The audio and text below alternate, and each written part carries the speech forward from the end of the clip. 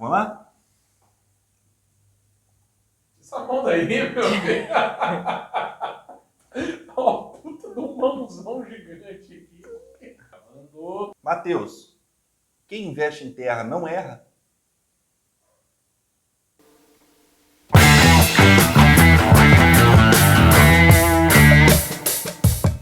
Bem-vindo, pensadores! Bem-vindo, pensadoras. O imóvel, por definição, é um bem, uma propriedade que não é móvel, entendeu? Imóvel. Senão seria móvel. Graças a-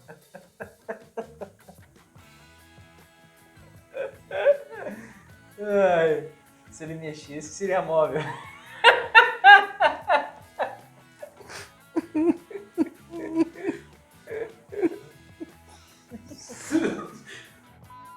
Brincadeiras à parte, imóvel, segundo o diploma civil, é o solo ou tudo que incorporar artificialmente.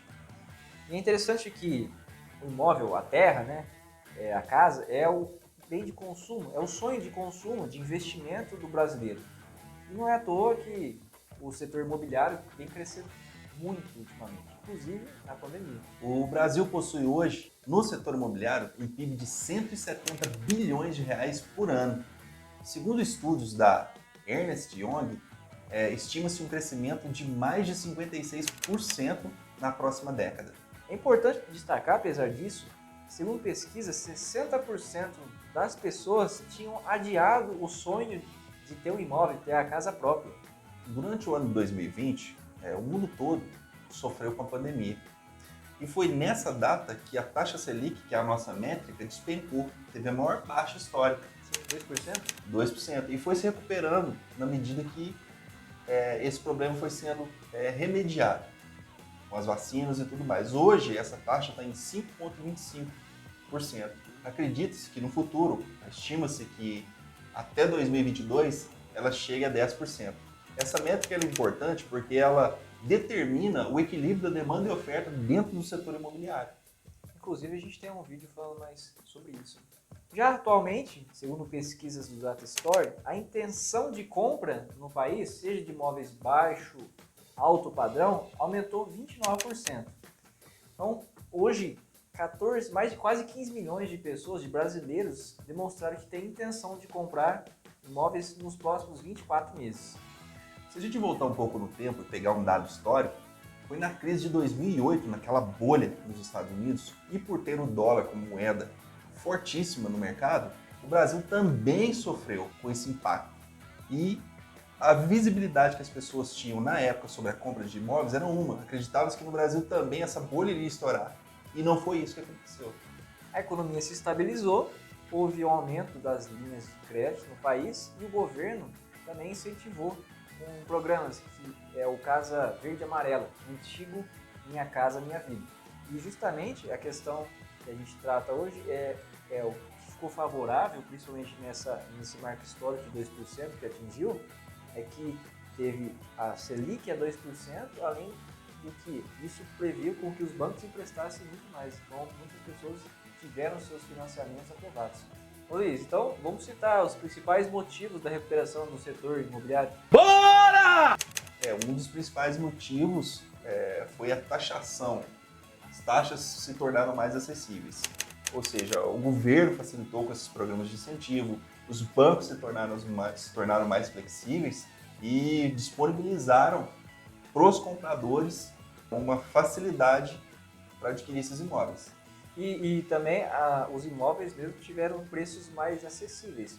Sim, é natural que o desequilíbrio entre demanda e oferta fizesse com que tivessem poucos compradores para muitos imóveis ofertados.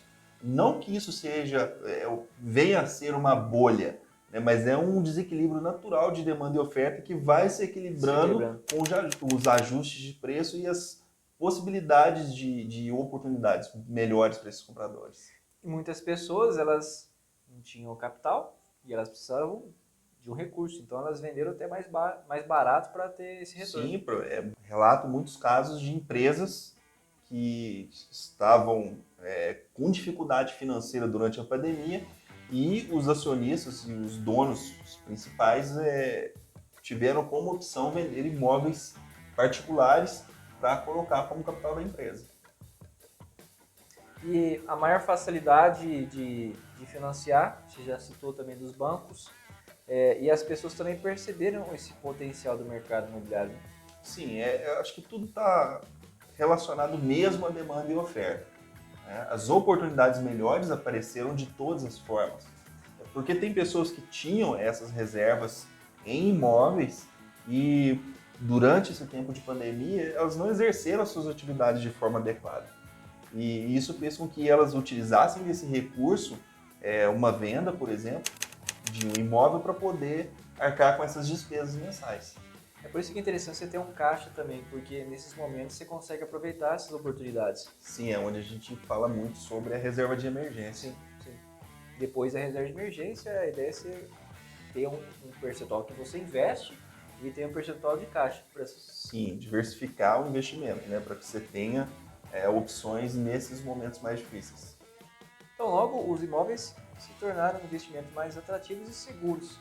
E, óbvio, sem a internet não seria possível fazer todo esse trâmite.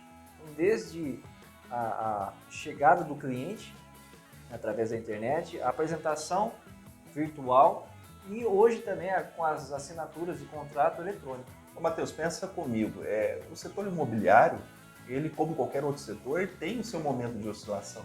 Ele tem esse desequilíbrio de demanda e oferta que vai se ajustando com o tempo. Por que no Brasil não se acreditava na época que teria uma bolha? Né? Pela forma como esses imóveis já eram negociados no decorrer da história. Era um pouco diferente do que no resto do mundo. E se a gente levar em consideração que dados que houveram mais de 500 mil divórcios, o crescimento populacional é grande, as pessoas estão adquirindo cultura de locação de imóveis, então isso potencializou com que esse mercado se erguesse de uma forma mais rápida. Você já deve ter ouvido alguém falar assim, juntei um dinheirinho, junta o dinheirinho que você vai comprar um pedacinho de terra. E por que o imóvel ele é uma alternativa extremamente sedutora de valoração? Porque ele é algo que é indestrutível. Além disso, ele tem características ímpares. Nenhum lote, nenhum imóvel é igual ao outro. Isso se deve pela escassez da terra, né? Ela não é multiplicável.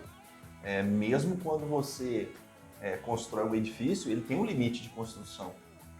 Aquele pedacinho de terra. Infraestrutura, paisagem. Sim, então quando a gente utiliza desse conceito que quem compra terra não erra, a gente também tem que tomar cuidado. Por quê? Porque existem potenciais de valorização e desvalorização. O que você precisa levar em conta?